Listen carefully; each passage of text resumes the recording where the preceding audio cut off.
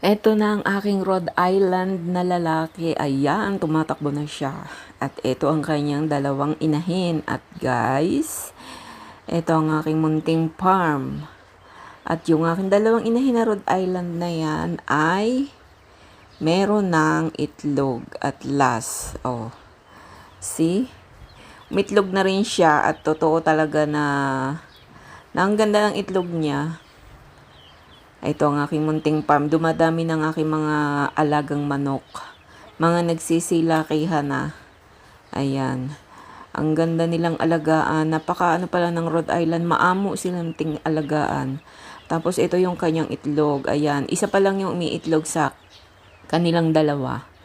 So, ayan na.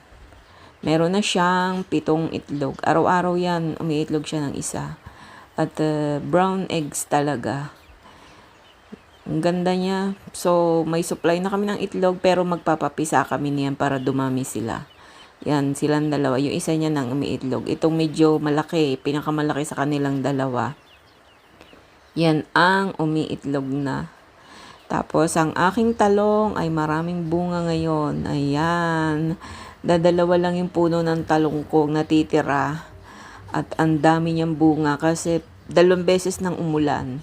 Gustong gusto nila ng ulan kasi kahit diligan mo sila araw-araw, talagang hindi pa rin sapat. So magtatanim pa ako ng ngayong nag-uulanan na start na ng pagtatanim para may libreng panggulay dahil napakamahal ng gulay talaga.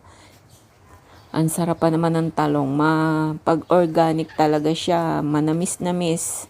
Pwede mo ngayong kainin ng hilaw, kinakain ko yun ng hilaw, hugasan ko lang fresh from the puno. Ayan. Yan ang aking itong aking mga sili. Yan, may mga nasusuportahan na kami sa araw-araw ng aking mga tanim na gulay. Meron pa akong sitaw.